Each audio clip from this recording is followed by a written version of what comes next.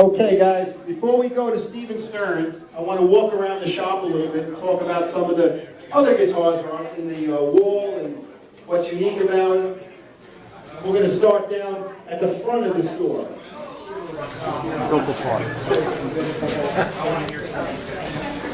Down in this section of the wall, these guitars here are primarily the streamliners and electromatics. This would be your entry-level Gretsch. These guitars are all below $1,000. Great playing guitars, great guitars to get started, great for an entry-level and medium-level player.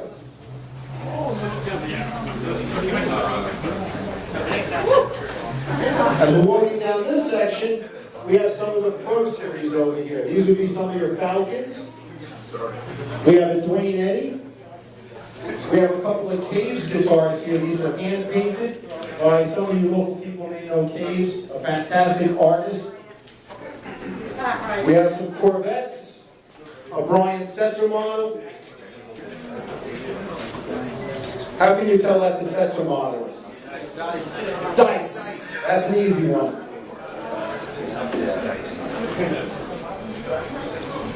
And one of the Falcons you don't see too often, this is the Stephen Steele's model. I just pointed this one out. Not many dealers handle this one, they'll handle the other one. So we try to have everything here.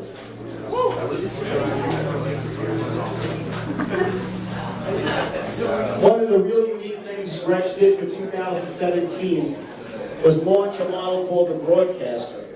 The Broadcaster is a 1.75-inch deep body, very thin for a Gretsch hollow body. It is a center block, and they had lowered the neck angle into the body for the fast play. It has locking tuners, and this guitar is designed to play. This guitar is perfect for those guys who happen to like that other brand, Gibson. GS335/345. And this guitar is a great player. The pickups on these are USA pickups. Gorgeous.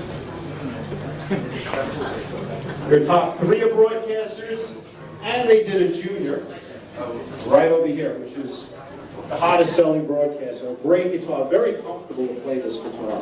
Fits your body nice and neat. One of the unique builds that we have, and we only have a couple left, this is the Balto. And we only have these in left-handed now. These were designed in mind with the Baltimore Roundup, one of the other events that goes on yearly. And this was a design that I did with the folks in Baltimore to commemorate what they do over there. And they do a terrific job supporting Gretsch.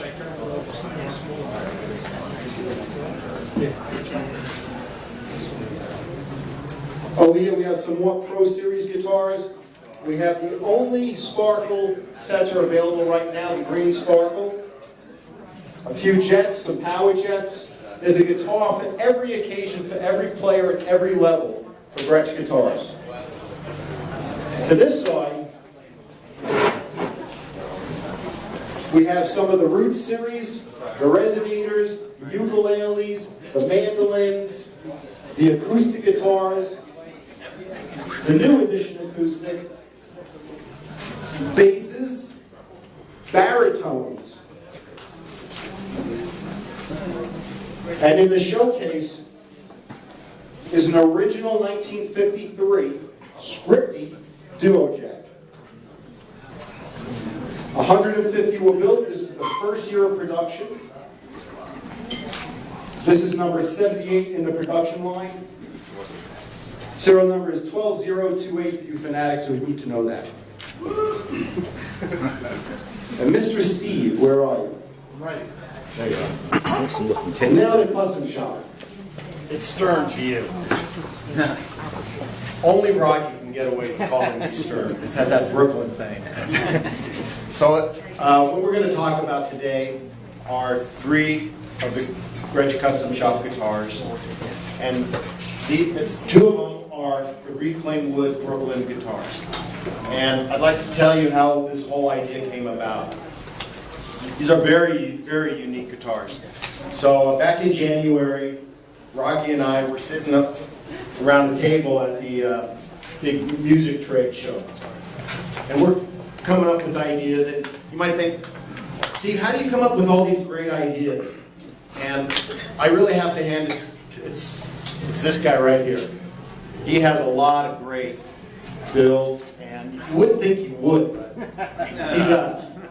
So we're sitting around the table, and he says to me, you know, Stern, when I'm not watching Wives of Beverly Hills, Housewives of Beverly Hills, or Orange County, I love to switch on HGTV. I love the Fixer Uppers. How many watch Fixer Upper on HGTV? All right, big fans. Well, you know, the reclaimed wood, that's the new thing. And it's really great because there's so much history in this wood. It's like 200, 300-year-old wood. So Rocky comes up with the idea, hey, let's make some guitars out of reclaimed wood from Brooklyn. And it just so happens to be a supplier here in Brooklyn. And this wood came from a building on 135 Plymouth, which is down in the Dumbo area. And we got the wood in, and the challenge with making a reclaimed wood guitar is to get that vibe of the reclaimed wood, that patina of the wood. Well, as soon as you start cutting it, you lose that patina. And I brought some samples here of the wood. You can see how the hand-cut joints, and some of them even still have nails in them. And you want to pass it around and check it out. So we want to incorporate that patina in the guitar. So what we did, all the flat surfaces, we left that patina in, and it really complements with the machine wood, and it's a great vibe. And I don't know if anybody has had a piece of furniture out of reclaimed wood. My wife and I, we did a dining room table, and every time we sit at that table, you just look at that wood, and it oozes history, and it's beautiful. Such a great vibe. And so the neck is made out of floor joists. It's all pine. But that pine is old and seasoned and nice and stiff, and then the body is beams. It's pine beams. And so that's the reclaimed wood guitar. Including the pick guard, everything. And the pick guard. Truss rod cover. And designing it, we're just kind of design as you go. And originally it was going to have binding on it. And I thought, you know, I think these will look really good with no binding. And just kept the design nice and simple. And it's just a beautiful guitar. You're not going to see anything like it anywhere. Hey, Sounds great. Yeah. Steve. Steve, over here. Yeah. The head cap and the control cover, wood is the top part of it is these wood blocks. Yes. That's what this is. Yeah. So you can lightly sand it to get it smooth, and it still keeps the patina. So all of that is the front of it. Yeah. And we just did a satin lacquer. And the truss rod cover, that is wood from the neck, so it gives a little contrast. This is wood from the body. The back plate's from the body, and the hill cap is from the neck. And look at that beautiful wood and the way it curves around, and it's just, this is great. Rocky for once came up with a winner.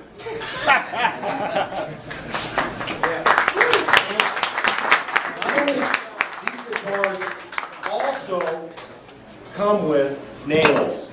Now these are not just your normal Home Depot nails. These are nails that we pulled out of the wood, like 100-year-old handmade nails. So you get that with the guitar. Yes. Does the age of the wood change the character of the music sound? I'm sure it does. I'm not exactly sure how, but it's very resonant guitar, and the density of the neck and the lightness of the body kind of just combination to get a nice warm tone. Right out. These came out of the Bliss building. The Bliss building, Bliss Machinery building. Now, we have some other fancy guitars here with the flame maple pickguard and knobs. And this is another one of Rocky's designs with matching head cap. Really flame maple body. Really striking guitar. Even the pickguards. Flame maple pickguard. Tortoiseshell binding. Look at that beautiful mahogany. One-piece mahogany body.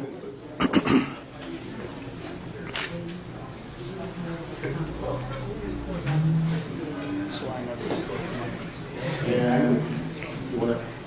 Oh, here we have a vintage correct aged penguin. Heavy relic. Yeah. Now, I always get this question: why isn't the head cap aged like the body? Why is that white? Well, the original guitars, and just like this, there was white plastic, and they didn't lacquer over that plastic, so it didn't yellow. So that's why that doesn't match the body. So that's vintage correct. It has all the vintage correct hardware, the armrest, tailpiece. Is time done? Are we going over? We're done. Thank you very much. Yes. Now get off the stage. Tell them what they want. Go on, Paul. Okay, yeah. Why don't we talk about the camera? All right. You want to? Yeah. I'm going to use one more. This guitar. Why don't you talk about this? Okay, so we had a great friend, great customer, a great part of the Gretsch community, gentleman Cameron Bellamy, who passed away not long ago. And he was a very challenging customer to the custom shop in a good way. He was pushing the envelope, constantly challenging. First me, and then Steve, and then me and Steve. It's stern. It's stern. And Get it right, would you? he was a very kind man, and he also helped many people. So he wasn't just a guy that bought a lot of Gretsch from us. He was a very special individual. And one of the things he loved most, and this guitar, I built in tribute to Cam. This is the kind of guitar Cam would have built. He loved 3 pickup guitars and 3 different pickups, which would drive Steve crazy because he's not a fan of the 3 pickup. He also loved lots of knobs, lots of switching, but he always liked it done in a very classy way. He didn't want a cheesy looking guitar that just had lots of fun. So he really was the first gentleman I ever dealt with that wanted wood knobs on a guitar. So his first guitar was maple. This particular one we did in burled maple.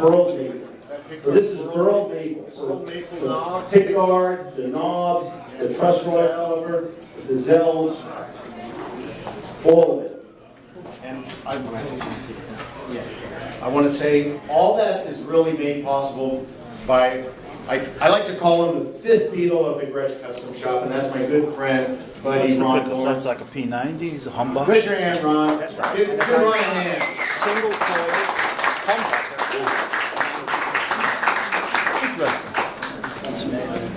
When we first started, we had 2 models, a 55 Falcon, a 55 6120. And now we have, I don't know, 12, 15 models in different styles. And so that's a really challenging thing to get all the pick guards, or head caps and fingerboards to spec and the right. And Ron is my right-hand man. He's just the greatest. Thanks, Steve. And now we have the American flag guitar. Why don't you tell the story behind that? So, funny story on the flag guitar. I had Steve build a flag Billy Bow a few years ago. And it was spectacular. Who bought it? Cameron. So I said, well, this guy buys virtually everything. Why not make a Falcon American flag? It'll be a matching set to him. Unfortunately, he passed away before the build was completed. But there it is. It's a spectacular build. Who did the actual painting? The painting was done by Dan Lawrence of DR graphics. It's amazing the community of artists. It's such a tight-knit community. He just happens to live like right up the street from me. And he does a lot of the graphics for Jackson guitars. He does the best work. Again, the go-to guy on all the graphics. Just so fortunate it was right up the street. So, Thank you, Steve. yeah. One thing I'd like to say, I love to grip this guy. He gives it back to me, but I just got to give it back to him to become really good friends. He designed some great guitars, and I really appreciate all he's done for Gretsch.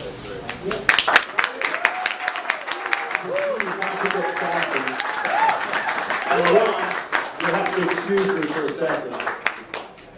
The grandpa exalted Mr. Gilder and Stephen Stern. But these builds are all great legendary and are clearly the best Gretsch guitars that have ever left any Gretsch factory. So it's Steve. Thank you.